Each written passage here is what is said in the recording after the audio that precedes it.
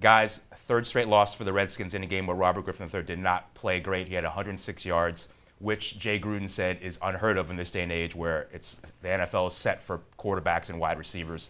He said yesterday that he's intent, in quotes, on starting Robert Griffin III on Sunday, which of course gives him an out if he wants to go to Colt McCoy.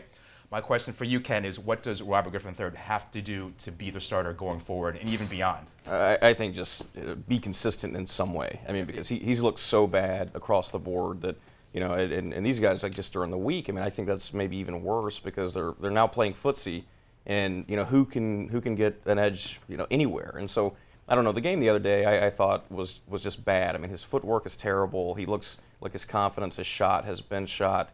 So he's going to have to at least show some improvement there. I mean, the money is going to, I think, what ultimately forces him out of here. But it's a very strange situation over at Redskins Park right now. Well, Adam, do you think Jay Gruden's handling this the right way, kind of like veiled non-committals about whether Robert Griffin's going to be the guy? No, I mean, it's just the whole situation at the Redskins is just so twisted and bizarre. Like it is a lot of times, right? Yeah, I mean, I don't think anyone is acquitting themselves well. I mean, the team is playing terrible. Griffin is awful. Yeah. The coach sort of seems over his. I think it's fine that he's honest, that, like, in his critique of Griffin or any player, but like it seems now he's almost like relishing it and, like, sort of like looking for every opportunity he can to say something like bad or like non-complimentary about the guy. It's just like, it's so sad. You think like how good he was. It wasn't like it was 5 years ago. His rookie year was 2 seasons ago. They won the division. Right. And now that player is gone. He's just not. It's a different quarterback they have now than what they had 2 years ago. And it seems like just like sort of like depressing to think about how good he was and how broken he is now. Well, yeah, Dan, is Robert Griffin III's psyche from where you're sitting? Can it be repaired, or is this a relationship with Gruden that's irreparable?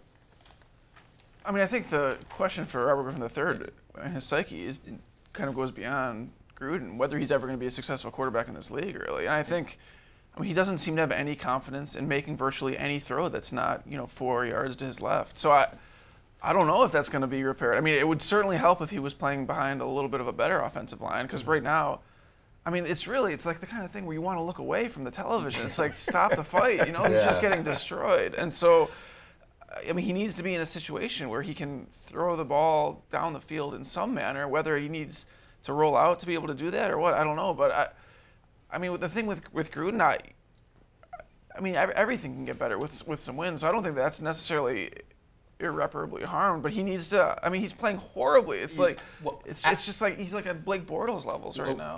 Adam, let me ask you this: is it a case where the Redskins front office, or not front office, Gruden and Sean McVay, the offensive coordinator, is trying to kind of jam a square peg into a round hole, where they're trying to make Griffin into a pocket passer when he's much more comfortable, clearly moving around? Isn't that where he's best suited as a quarterback? I don't even know. I mean, like on plays where he does move now, he can't do that either. I mean, he can't do anything at the level of like a starting NFL quarterback. And I don't know if that's, I would say place most of the blame on just like, not necessarily Gruden, but like the infrastructure with that team, starting back with when the Shanahans like ran into the ground in that playoff game. I mean, it's just like he's just so far gone. I mean, the ship is just like so far away from the shore. There's like no bringing it back, especially here. Maybe he'll be good somewhere else. Probably not. I think he's probably done as a like great NFL quarterback that he was for 12 games his first year. But I wonder how, if you're the coach, how you justify to Deshaun Jackson or to Pierre Garçon throwing that guy out there another game, because those guys have like a limited career and they're completely handicapped right now by the quarterback. To that point, Dan, let me ask you,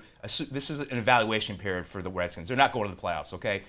Assuming that Colt McCoy is not your guy going forward, which I don't think anyone says it is, don't they have no choice but to play Griffin and see what they have the rest of the way? I think they know what they've got in him at this point. I mean, this many games in, I think they might want another game or two of evaluation, and if nothing else, just to maybe microscopically up his trade value a little bit, because, I mean, they don't want to cut him. But the problem is I don't see any scenario where he's back next year as the starter. Maybe he's back next year on contract, but he's going to have to go someplace else, be a backup, rebuild himself from the ground up, or else he's just done, and back to Waco he goes.